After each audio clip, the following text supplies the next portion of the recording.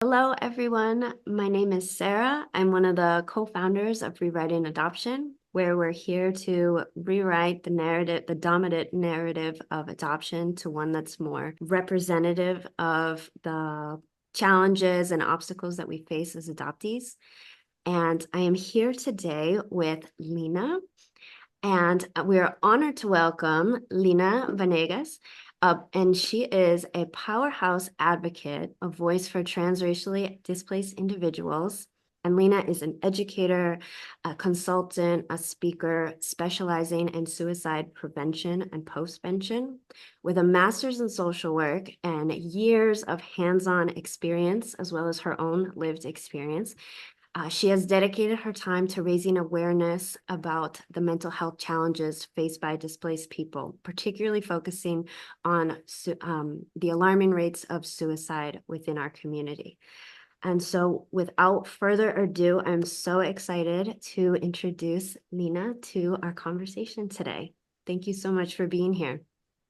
Thank you so much, Sarah, for having me on. I'm really honored to be here today, and I look forward to our conversation. Thank you. And as we spoke about before, it's so important that we preference this conversation with a bit of a trigger warning. The topics we're going to be touching on are definitely a bit sensitive. We're going to be talking about various things regarding suicide prevention and awareness. And this comes at a great time, seeing that it is September, which is Suicide Prevention Awareness Month. So we're just so honored to be able to pick the brain of such an expert in the field, such as Lina. And again, just a trigger warning to go out in regards to the sensitive topics we will be touching on. And as we dive in, or I should say before we dive in, I just wanted to take a moment to really acknowledge the importance of language that's used throughout this conversation. I know, Lina, if you could actually give us a little breakdown as to understanding what is the language that should be used throughout conversations of suicide, and also if you wouldn't mind explaining why it's so important to be mindful of this language as we talk about these topics. That's a great question, Sarah. And when we talk about suicide, using non-pathologizing and non-judgmental language is super important because there is a lot of stigmatization around it, and we don't want to perpetuate that. So we want to come from a place of compassion and empathy and, just listening to the voices of those most impacted and honoring those voices. I would say a lot of people will say committed suicide, and that's not the terminology that should be used because that is criminalizing it. Like people commit rape, people commit murder. We don't hear people committing cancer or heart attacks or those kind of things, right? So or committing an eating disorder, committing addiction. Like we don't hear that. So it's like we need to use the same language around that in terms of destigmatizing, not pathologizing. We don't want to make people with ideations or people that have had attempts or, people that have died from suicide. We don't want to label them any further. You know what I mean? We want to come from a place of empathy and compassion, and families too, like people that have members that have died from suicide, like loved ones, friends, family, acquaintances, people they know from work. We don't want them because they're already struggling so much. We don't want them to, be labeled or have their loved one be labeled or have them be judged. So I think the more we can come from a place of compassion and empathy, the better. And also, there is this misconception. People will say suicide is selfish, or, how could you do that? You have this family, or you have friends, or you have a job. And we want to stay away from guilt too.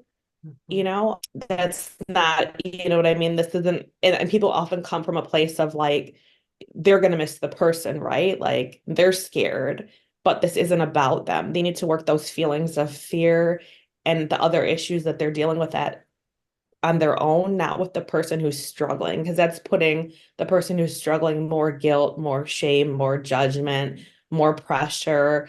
and it's not coming from a place of understanding. So thank you so much for asking this question, because there's a lot of ways that people talk about it. And I know people are well-meaning, but the impacts of those intentions go very, very far. Yeah, and that's such a thorough breakdown. Thank you. I love what you're saying of how, you don't say you committed cancer or anything like that. It really is a great way to reframe it and give you perspective on just how, yeah, how important it is to really change the language into that and create and destigmatize all of this by creating safer spaces to talk about it. As someone who has lived through displacement, how has your personal experience shaped the way that you approach suicide work, prevention, postvention, and your advocacy work as well? I think I've realized just the more displaced, adopted, bought and sold people, because people use different terminology, right? So I want to kind of say like there's not one way. So I want to kind of honor that. It's really shaped it a lot because of the lived experience I have. I have lost loved ones to suicide, and they were impacted by adoption. And also the people that I work with, we have these conversations all the time about ideation or attempts or people that they've lost to suicide due to adoption. So that's like the more I've connected with adopted and displaced and, even fostered people, the more I've realized like how big this issue is. So, and also my lived experience that's where it started, but then I started doing the work and researching and supporting adopted people and realizing like, wow, this really needs to be talked about, because talking about it, and if they are talking about it, it's being misrepresented, and it's not our voices being amplified. We should be hearing from people living with ideations. We should be hearing from people that have had attempts. We should be hearing from, like we can't hear from people who have died from suicide, but like their family, you know what I mean? Like we should be listening to those people, because they'll be able to tell us what are they going through and what do they need in terms of support and care. Yeah, absolutely. It's about centering, the people most affected, of course. Yeah. Would you say, is there any moment when looking back on your journey through your work, is there anything, I should say before your work, was there anything that really sparked yourself to get involved in this work? Like any specific moment or experience that really led you to be like, I really want to pursue this? That's a good question. I mean, it started personally because I think we all start our work from a personal, but then it became it was bigger. It was about community. It was about politics. It was about all of that. It's really about humanity. But there's a couple moments where it's like it kept sparking. And I think the more I did the work, the more it was like, I need to be doing this. I mean, really, the big thing was when my mom died, and she died from suicide, and she was heavily, heavily impacted by the adoption, right? So I think that really was like, that's when I started to like look down and go down that rabbit hole of listening to the voices of moms who have lost their children to adoption. First moms, natural moms, birth moms. I choose not to use that language. It's like, it's my mom. She'll always be my mom, and she lost me to adoption. So I think that really catapulted me to say, like, okay, what is this experience like? Because like so many of us were indoctrinated to the narrative of moms and, what it is, why do they do this, which is very much a lie. So that kind of was like sparked it. And then as I started getting deeper into it, I was like, there were just moments of such clarity where I'm like, this isn't being talked about. And people liked my work and they were seeking me out to give presentations, which is wild because I never went about this like, this is what I want to do. So it was like the more space I got, the more I'm like, yeah, like this needs to be heard. So I need to be doing this. Wow, that's so powerful. And yeah, in a way the work found you and Yeah. you answered the phone call. That's really wow. Thank you so much for sharing that, Yeah. for sharing that piece of your journey and just Yeah. giving us some context as into to your why. And I think for a lot of us advocates of just adoptee rights and breaking, dismantling the narratives of adoption, it's one of those things that when you start to really break down these institutions and see them for what they are, you can't look away, and many of us feel called to really do something about it. And so I'm thankful for the work that you're doing.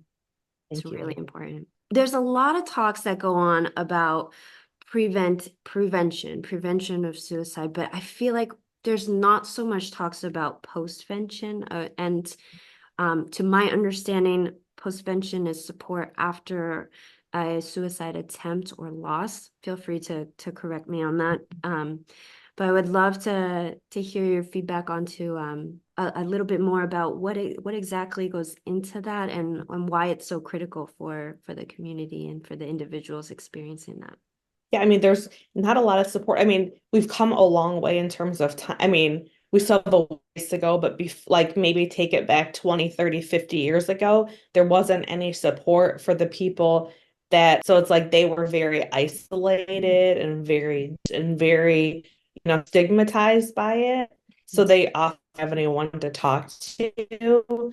And postvention is very much about, providing support to people that need support. And we can definitely so much from them because it gives us an indication of like, how can we apply this to intervention? How can we apply it to prevention? Because it all goes together. We need all of it. Mm-hmm. So providing support, listening to the voices, understanding that to understand what is it that we need, because we don't know what anyone needs unless we ask them, unless we're in that demographic and we've lived that experience, then we can answer that. But the more people we listen to those voices, the more we can shape the support and, the care and what they need.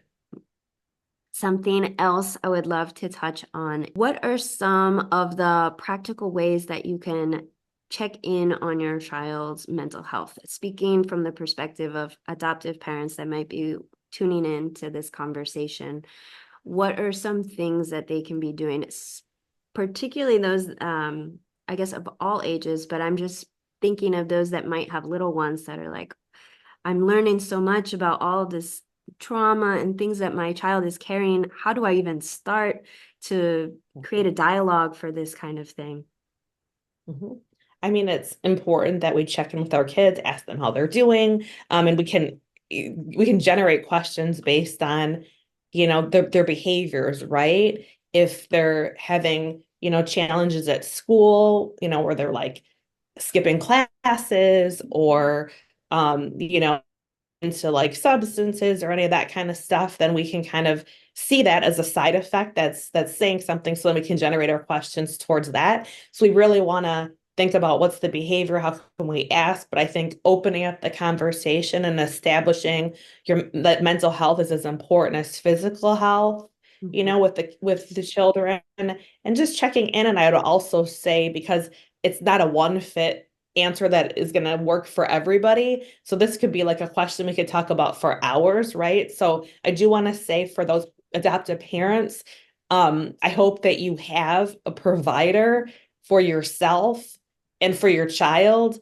that is hopefully an adopted person, and is well versed in adoptionist trauma and understands all those implications, because listening to me is not going to give you enough of what to do. So that professional, that person can really kind of guide you and help you have conversations, because at different ages, you're going to approach it a different way, and they're going to understand the child that's in your care. They're going to understand them because they're working with them. So I would definitely look to professionals. And if you don't have one, then I would definitely find somebody who can help you, because it's definitely not a one-stop approach for that. But I would say, like, obviously, like, open conversations, transparent conversations, not being afraid to ask like hard questions, because people are scared. I think people don't ask questions because they're like out of fear, right? But if we don't ask those questions, then we're not going to be able to help. So if you see a behavior, you can ask a question regarding that. If a child, is saying, I don't want to be here, I hate my life, I want to, do this, this, and this, right? Delving into that, what's going on, tell me more about that. And you can even ask, do you have a plan? Like, if it seems pretty, because and people have this misconception that if you ask, it's going to put something in someone's mind that they haven't thought of. Mm-hmm. But it's like, that's not going to do that. It's really just going to be, you need to ask that question so you can understand where you are in this situation and what you would need to do. So asking the questions that you're afraid of asking, if you don't know, exactly how to do that, definitely work with a professional, because this conversation is not going to be enough for you to support the mental health of an adopted child. This is just like not even like scratching the surface. But thank you for asking that question, because that is something that needs to be discussed. The mental health definitely needs to be addressed. Yes, definitely adoptive parents seeking out resources, 100%. And is there anything within your experience in working with adoptive families that you find um, several or many of them struggle with? Is there an aspect that a lot of people share the same kind of way, like problems in approaching these things when they seek out your help? You Or mean adaptive, like adaptive parents is what you're saying? yes, I'm sorry, Okay. adoptive parents. I don't work with a ton of adoptive parents, so I can't really say. Like, I've only had, they always reach out, they're excited to talk to me. And then when I tell them what my price is, and what I need them to do, they're not interested. So I'm not really the go-to for adoptive parents. I have worked with a couple foster parents, and they were, obviously they were willing to pay the price and do what it was. So I think that's far and few beyond. But I would say what I'm seeing in terms of like the reasons, some things that I'm seeing from like afar in terms of adoptive parents, caregivers, however we want to term it, they haven't done the work. They don't understand adoption from the reality that it is. So if you're coming from the propaganda indoctrinated narrative that adoption is beautiful, adoption is rescuing children, adoption is a better life, all those kind of nonsense phrases that we hear, then you're not going to be able to connect with a child in your care, and you're not going to be able to really see them, really validate them, and even you're not going to be able to have like a deep, meaningful relationship with them. You're just not. So it's just going to be you coming from, rose-colored glasses, and the child living the reality that it is, and you're going to communicate in a completely different language than that child communicates with. So I see the biggest issue is that adoptive parents haven't done work. It's like infertility led them in 85% of the times, and I'm one of those people too. So if you don't deal with that trauma, loss, and grief of not being able to conceive, then you're going to bring that into this relationship, and you're going to put that burden onto an innocent child that doesn't deserve that. And that's going to create another barrier and another harm where it's like you're not going to be able to connect. So I think people jump into adoption too quickly. They don't do the research. They come from a place of entitlement. They come from a place of like desires and fantasies of parenting. But adoption is never going to be the same as, parenting, raising your own child, your own biological child. It just isn't. So if you're coming from that perspective, then it's like it's going to be impossible to meet the child where they're at.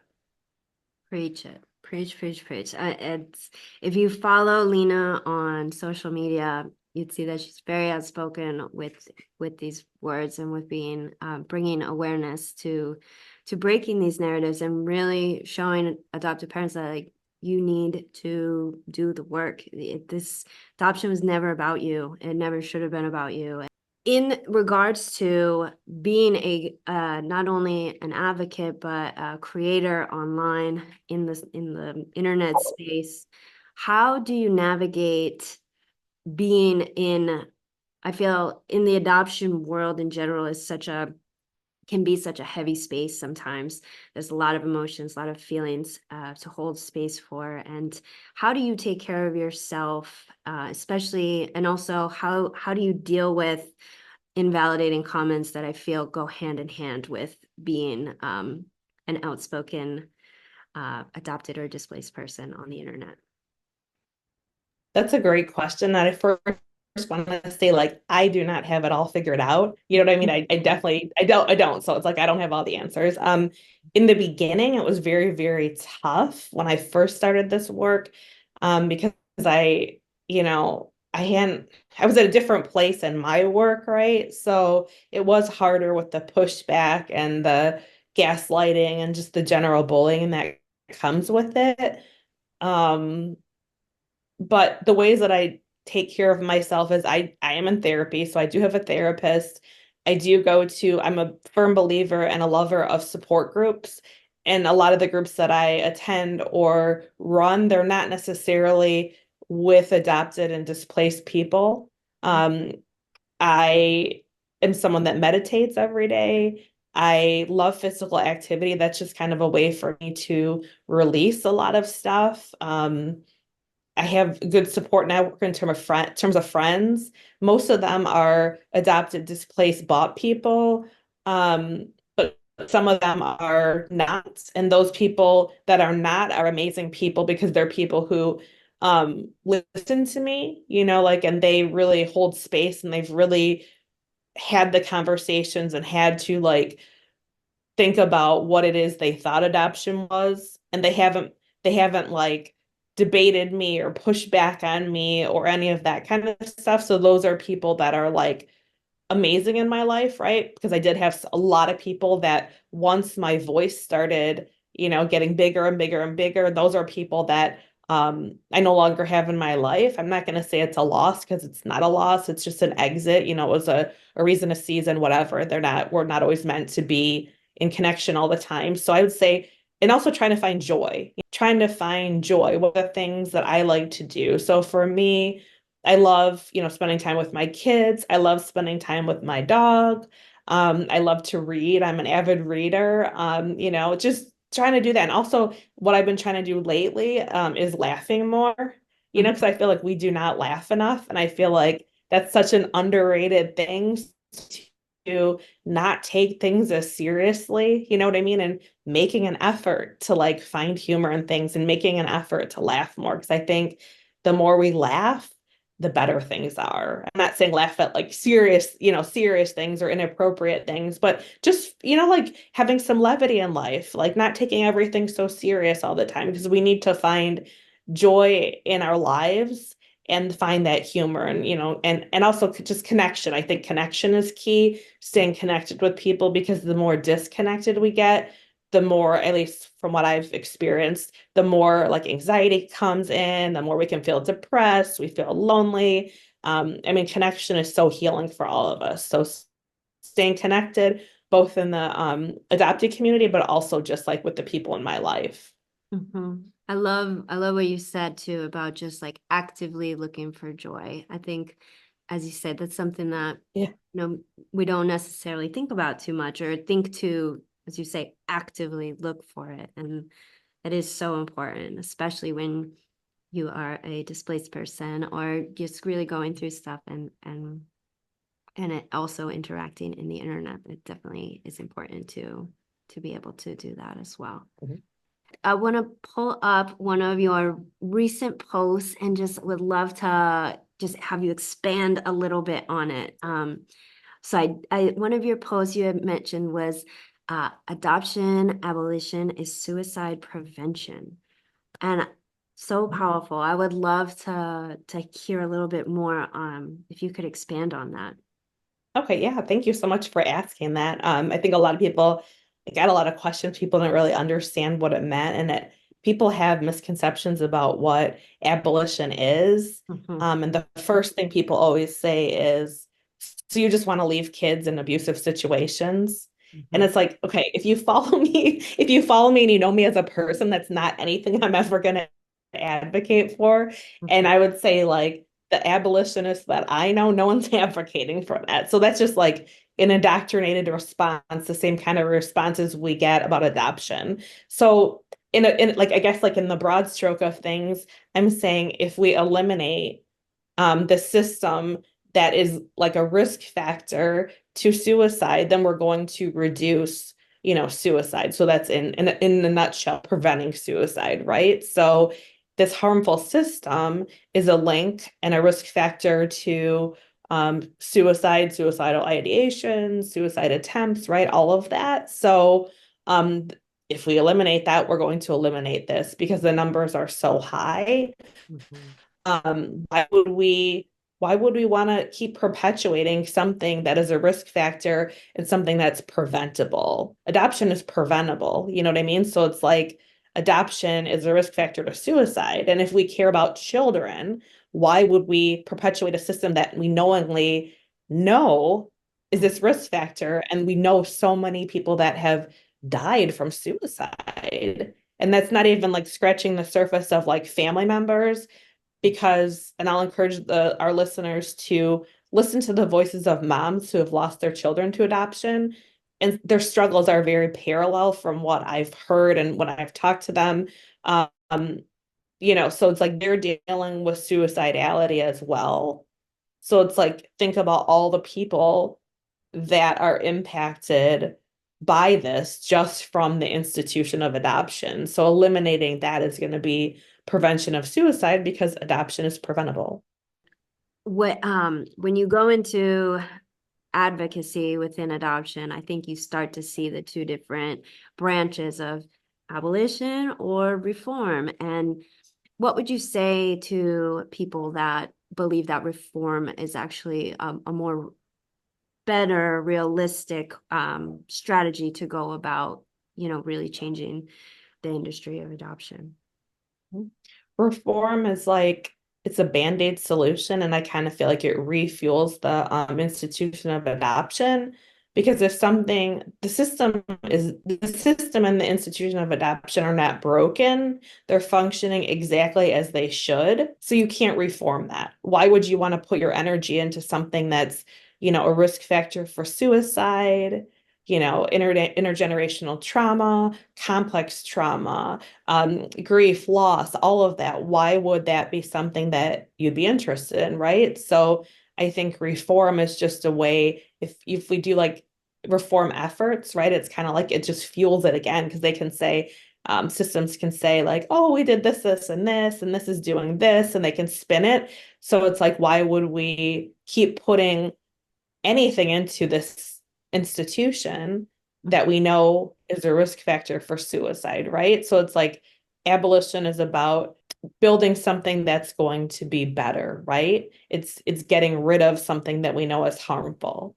So there's many other ways to care for children, and it doesn't need to be what we know here as adoption. So I would say, like, if you're curious about abolition, there's a lot of great accounts on social media, right? And there's a lot of books out there, so go down that rabbit hole and learn about it. And I feel like you mentioned there's like this disconnect, right? And I don't feel like it needs to be two camps, like reformers, abolitionists. I mean, it depends on what you're working on, but we can all work together. You know what I mean? It doesn't need to be this divide, right? And I think there's just a misconception about what abolition is. And the more people will understand it, I think then they're like, they don't feel as scared of it. I think there's like this fear of the unknown, right? And they think that this is like I don't even know what people think, but they think it's not what it is. So they kind of stay away from it. But it doesn't need to be like two separate spaces, because yeah, I don't look at that when I'm working with people, right? It's like you can work together, you can do things together. We all need each other. The more that we work together, the stronger we will be. It's like one person can't do all the work. We need each other. So thank Yeah. you for asking that question. Yeah, thank you for your answer. I completely agree that I think it's too bad that there is that kind of impression that there might be two different camps, because I think there's so much overlap and just more that we all have in common together than we Yeah. disagree on. It's just about, how we go about it. And I agree that really dismantling the word abolition and understanding it better will actually hopefully bring us closer all together and to really make a difference within the industry of adoption. And also speaking on critiquing different industries that we have, and not to say suicide prevention or anything is like an industry at all, but is there anything within the realm of prevention and postvention that you feel should be critiqued or could be better, or something that could change? for the people that it serves. Absolutely. And you are right to say it is actually an industry. There's lots of money put into it. There's lots of money due on the prevention industry just because there is so much to critique, prevention, what people think prevention is and kind of what's promoted is not necessarily going to be prevention. For example, people will say, if you're struggling, reach out. That's not prevention. Like if I'm struggling, how am I going to reach out? So it's like we're not, and also prevention would be looking at the systems. Prevention would be ending poverty. Prevention would be looking at racism. Racism is a public health issue, and we know it impacts people. Stress impacts people, it makes them sick, right? So that's a factor too. We need to look at, health insurance. A lot of people don't have health insurance, and it's actually like we're starting to learn that in Canada, poverty is like there's a link with poverty and assisted suicide. So I mean, think about that, right? So it's like we're not looking at and capitalism too, right? Like that's going to be like a big factor. All these things, it's not the little things that we think are suicide prevention. I mean, there are some little things, but it's bigger things. And telling someone to reach out if they're struggling, that's not going to do a whole lot because if I'm struggling, I can't get out of bed, I'm not eating, how am I going to be able to call somebody? Because that's putting the onus and the responsibility of my situation on other people. It's also looking at prevention is also looking at because there's so many reasons that suicide occurs and it's not just it's people think it's mental health, it's mental health, it's mental health. That's not the case. Yeah, sometimes it is mental health, but there are so many different intersections. It's racism, it's capitalism, it's not having access to health insurance, it's food insecurity, it's sexual assault, it's you name it. There's so many different reasons, eating disorders, addiction, so it's like we need to look at those things, and those aren't necessarily being connected, right? Because those are conversations people don't want to have. People don't want to have these conversations. Money, people don't want to talk about money because that's going to cut into, we're a capitalistic society, right? So that is but yeah, I would say the prevention industry and also the people that often run the show, we need to look at who are the people that are like at the top of prevention. Who are those people? And generally they're not, it's not a very diverse group. It's a pretty homogenous group, right? So we have to think about that. Like we need to have people in the industry that are more representative, right? Like we need more than just one voice. So we need to be including intersectionality, prevention also. People think forcing people into care and force and care, if you think about it, complete oxymoron. Because if you force someone that's not really caring, I mean, the industry will tell you it is. So the mandated reporting, that's a big part of suicide prevention. Whereas like if you go to a provider and you answer questions a certain way, they're going to force you into care. And we have seen that that can create more trauma, and it also increases suicide risk. So when people leave a psychiatric hospital, they're generally at more risk, so it's like those kind of things, the way we look at prevention needs to be shifted because forcing someone to anything is never going to work. I mean, there might be like a very small percentage of a person and it does work. I mean, there's always exceptions, but generally that's going to be more harm than good. So the way we look at prevention is from a very different lens. So we need to open that lens up. I mean, there's so much we could say about this issue. So I'm glad that we're talking about it so we know like there is a lot to critique. I encourage people to read about forced care, non-consensual rescuing, the 988 number. Where does all that information go when people call in? All that kind of stuff. Those are some big issues. Yeah. Thanks for giving those insights. And just with your experience and everything, it's so interesting to hear. Because I think with things like that, just as much as adoption, people just kind of have this blanket like, oh, they must be doing good stuff, good work. And there is like layers to it that need to be dissected and need to be examined. I'd love to now, I know we're kind of winding down on our time, and I'd love to read a couple of the answers that we had from some of our followers on our social media page at Rewriting Adoption. We had some people write in asking you for some advice or some perspective. And I also, again, want to take this moment to place in another trigger warning that these are heavy topics that we're dealing with suicide and prevention. And so, again, to continue to listen with caution and yes, as I continue. So here we have our first response. I'm an adult adoptee. I've been suicidal my whole life. I currently have support from mental health services and a private therapist. My diagnosis is CPTSD. I made a very serious attempt to take my life 3 months ago, and I should be dead. I'm now in a place of being angry that it didn't work, of trying to utilize all the help that is being offered to me to be able to live and still experience feelings of hopelessness and thoughts of suicide. It is such a conflicting, confusing, and complicated place to be.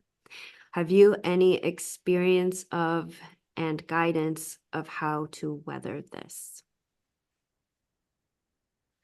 That's such a good question. And first and foremost, I want to say to the person, wherever you are, I'm sorry that you're struggling. And it's not your fault. There's nothing wrong with you. I mean, it really makes sense what you're saying. And I would say, hopefully you're connected with other adopted people that have similar experiences, because there's so much power in connecting with people that just get us and we don't have to explain, because they're going to be able to say and give you ideas of what they've done. And it might work, it might not work, but I think there's so much power in that. I hope that you have a good provider who understands, adoption and the reality that it is, because that's important too. Yeah, I mean, it's I wish I had like a solution, like I can wave my wand and say like this is what you do, because it's like it's different. There's not a one size approach or one fit approach that works for this. So it's kind of like everybody has what they need inside of them, and we all know what's best for us. It's just a matter of following that intuition, so really it's okay to have these feelings, and the more you can talk about them, and I hope you're around people or provider or community that allows you to normalize these conversations, because the more we normalize them, the more we destigmatize them, then we get rid if there's any shame around them, because there is no shame. I mean, this what you're saying makes complete sense given your lived experience, and I'm really sorry that this is what it is, because it is so painful. It runs so deep, so it makes sense. Like there's nothing wrong with you. I mean, I hear this pretty much almost every day because I do work with adopted and displaced people.